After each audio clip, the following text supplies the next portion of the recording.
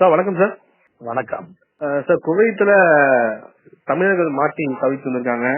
So அந்த தீவு பத்தி பெருசா பார்க்கப்பட்டிருக்கு. இந்த நிலையில வந்துட்டு எத்தனை தமிழர்கள் சார் பாதிக்கப்பட்டிருக்காங்க தமிழகம்? குவைத் நாட்டின் மங்காப் என்ற இடத்தில் 4 மாடி கட்டடங்களில் 195 நபர்கள் தொழிலாளர்கள் தங்கியிருந்து பணிபுரிந்து வந்த நிலையில் ஏற்பட்ட தீ விபத்தில் இன்றைக்கு நூற்றுக்கணக்கான பேர் பாதிக்கப்பட்டுள்ளார்கள். 50க்கும் மேற்பட்டவர்கள் தீ காயத்தோடு மருத்துவமனையில் சிகிச்சை பெற்று வருகிறார்கள். 50க்கும் மேற்பட்டவர்கள் இறந்திருக்கிற செய்தி வந்து கொண்டிருக்கிறது. அது மட்டுமல்ல, தமிழகத்தை சார்ந்த 5 நபர்கள் அதில் இறந்திருக்க வாய்ப்புகள் என்று தமிழ் சங்கங்கள் மூலமாக எங்களுக்கு கிடைத்திருக்கிற செய்தி. இன்னும் தூதரங்கத்தின் மூலமாக அதிகாரப்பூர்வமாக செய்திகள் கிடைக்கவில்லை. மாண்புமிகு முதலமைச்சர் அவர்கள் அந்த தீ விபத்தில் பாதிக்கப்பட்டவர்களுக்கு தமிழகத்தை சார்ந்தவர்கள் யார் யார் என்று கண்டறிந்து அவர்களுடைய உடலை, இறந்தவர்கள் உடலை மீட்டுக் கொடுப்பதும், அங்கே மருத்துவமனையில் உள்ள தமிழர்களுக்கு சிகிச்சைக்காக துறை சார்பாக ஒத்துழைப்பு நடவடிக்கைகள் உதவி செய்வதும் என்ற கருத்தை மாண்புமிகு முதலமைச்சர் அவர்கள் நம்முடைய துறைக்கு அனுப்பியுள்ளார்கள், சொல்லியுள்ளார்கள். அந்த அடிப்படையில் நம் துறை அந்த நடவடிக்கை மேற்கொள்ளப்பட்டு வருகிறது.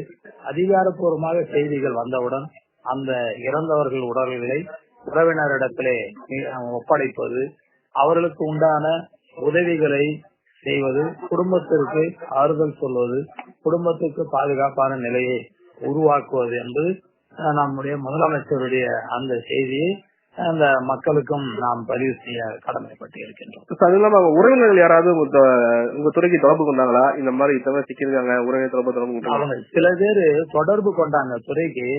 அச்சத்தின் பேரால அவங்க அங்க இருக்கக்கூடும் அப்படின்னு சொல்லி இன்னும் அதிகாரப்பூர்வமா அவங்களுக்கும் நமக்கு அந்த செய்திகள் உறுதி செய்யப்படவில்லை.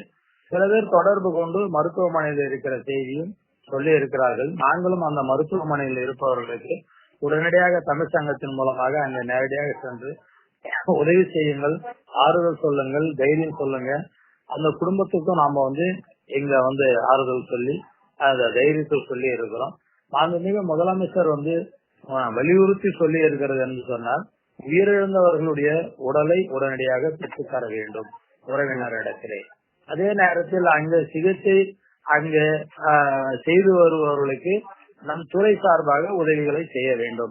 இது தூதரங்கத்தின் மூலமாக பதிவு செய்து செயல்படுத்த வேண்டும் என்று அவருடைய ஆலோசனையின் பேரில் இந்த நடவடிக்கைகள் மேற்கொள்ளப்பட்டு வருகிறது. இப்ப இந்திய அதிகாரிகள் அங்க போயிருக்காங்க. நம்ம தமிழகத்துல அதிகாரிகள் அங்க போக வாய்ப்பு இருக்கா? அதாவது அதான் இந்திய அதிகாரிகள் சென்று அதிகாரப்பூர்வமாக எந்தெந்த இந்தியர்களை எந்தெந்த மாநிலத்தை சார்ந்தவர்கள் எத்தனை பேர் அப்படின்னு சொன்ன உடனே அதுக்குண்டான ஏற்பாடுகள் நம்முடைய மாநிலத்தை சார்ந்த, நம்முடைய துறை சார்ந்த நடவடிக்கைகள் மேற்கொள்வதற்காக நாம் தயார் நிலையில் உள்ளோம்.